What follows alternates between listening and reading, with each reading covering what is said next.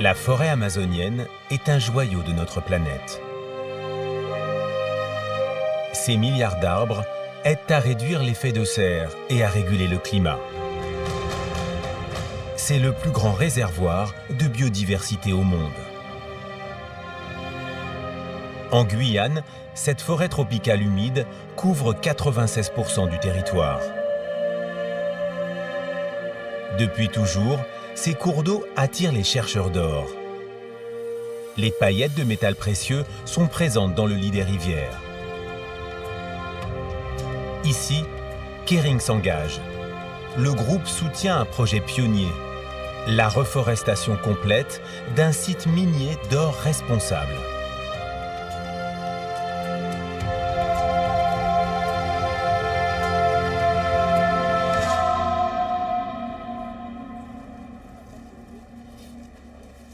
Marie-Claire Daveux, directrice du développement durable de Kering, visite pour la première fois ce site minier de la Crique Serpent. J'aime beaucoup aller sur le terrain pour être totalement sûr que ce que l'on voit sur de jolies photos ou même par des conférences téléphoniques existe réellement. Et encore plus de rencontrer les personnes qui sont impliquées dans le projet. Les mineurs sont vraiment des gens convaincus, c'est-à-dire qu'ils ont envie de faire, ils ont envie de bien faire. La société minière, partenaire de Kering, veut produire un or responsable.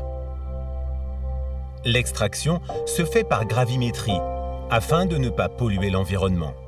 Nous travaillons sans mercure, sans produits chimiques, sans cyanure. Et nous travaillons en circuit fermé d'eau. C'est-à-dire qu'on prend de l'eau dans des bacs de rétention, on s'en sert pour faire une pulpe du gravier que nous passons sur notre table de triage. L'or, comme il est bien plus lourd que les autres matières qu'on peut faire passer sur nos tables de triage, reste prisonnier dans les moquettes, tout simplement par gravimétrie. Et on bat nos moquettes sans aucun produit. Le nettoyage final se fait sur cette table à secousses. L'or se sépare des sables les plus lourds avant d'être récupéré dans des seaux.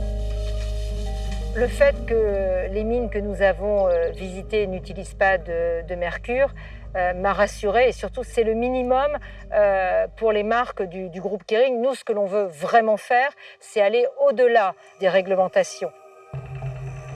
Après l'exploitation, la réglementation impose aux miniers de réhabiliter le site, qui est comme une plaie dans la forêt. Il faut remettre en place la terre, reboucher les trous. La loi impose aussi de revégétaliser 30% de la surface. Ici, avec le soutien de Kering, l'objectif est encore plus ambitieux, reboiser à 100%. Une mine d'or, ça a un impact sur l'environnement. Vous faites un trou, vous déviez en fait une crique, un cours d'eau, etc.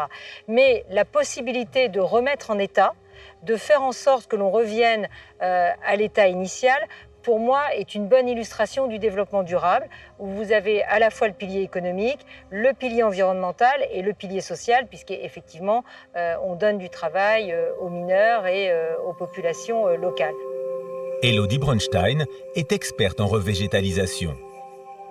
Depuis 10 ans, avec sa société Solicase, elle développe des solutions innovantes pour faire renaître la vie sur des terrains dégradés. Y parvenir sur un site minier comme celui-ci est un pari difficile. Après exploitation, on a des sols qui ont été très détériorés parce qu'ils sont lessivés lors de l'exploitation. Et donc, ils ont perdu tous leurs éléments nutritifs, tous leurs nutriments. Donc, on a des sols qui sont très appauvris. Première étape, des échantillons de sol sont prélevés et analysés en laboratoire. Il faut déterminer quels seront les végétaux les plus adaptés à cet environnement. Nous avons sélectionné en fait des plantes qui ont la capacité de régénérer naturellement l'activité biologique du sol et de se développer très rapidement. Ce sont des plantes fixatrices d'azote. C'est une plante qui vit en symbiose avec une bactérie. Cette bactérie va s'accrocher en fait aux racines, va vivre dans des petits nodules. Et ces bactéries vont en fait alimenter la plante en azote qu'elles vont aller chercher dans l'air. Donc la plante n'a pas besoin d'aller puiser ce qu'il n'y a aujourd'hui plus dans le sol, puisque après l'activité minière, il n'y a quasiment plus de nutriments nutritifs. Les bactéries, qui boostent ces plantes, sont multipliées au laboratoire de Kourou, puis inoculées comme un engrais liquide naturel en pépinière. Ici, à la Crique Serpent, une cinquantaine de variétés amazoniennes est cultivée.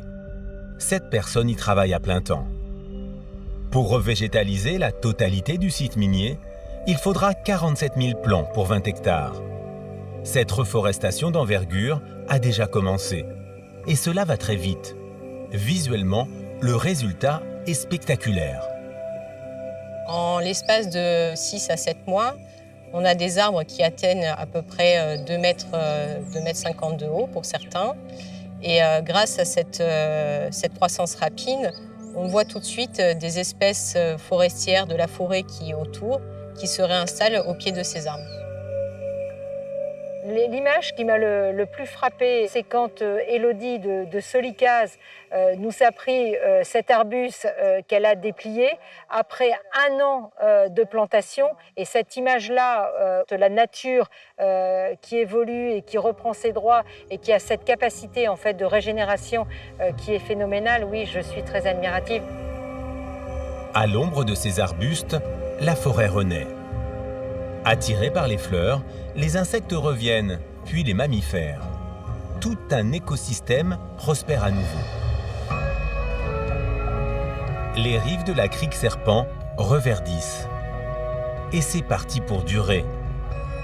Sur un autre site minier, revégétalisé par Solicase il y a 6 ans, les arbres font maintenant 15 à 20 mètres. La richesse de la biodiversité amazonienne est de retour, alors qu'à l'époque, seulement 30% du site avait été reforesté. On est plutôt fiers de ce que l'on fait, puisqu'on a des vrais résultats concrets, on peut les mesurer, on est suivi par des centres de recherche scientifique avec qui on collabore. Donc aujourd'hui, le partenariat avec Kering nous permet d'aller plus loin que ce que l'on fait jusqu'à présent. On va planter 100% du site. L'expertise de Solicase en revégétalisation est née de la recherche publique.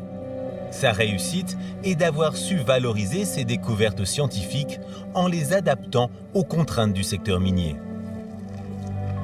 C'est une société pionnière et pour moi aussi qui est une bonne illustration des partenariats publics-privés, que ce soit en matière environnementale ou pour le développement durable de façon plus large.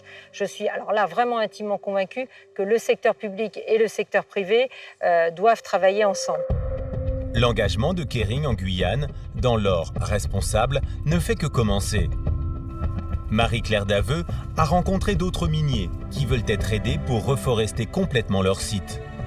De nombreux contacts ont aussi été noués avec des acteurs locaux, administration, ONG, afin d'améliorer les pratiques.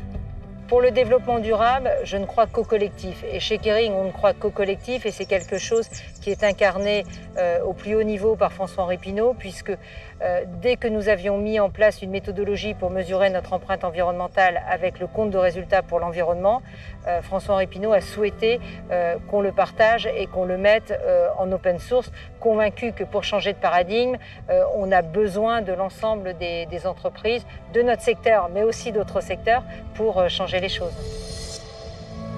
L'ambition de Kering est grande. Réduire de 40% l'empreinte environnementale du groupe en 2025. La clé se trouve sûrement à la source des matières premières, comme en Guyane, où il est maintenant possible d'allier or responsable et nature préservée.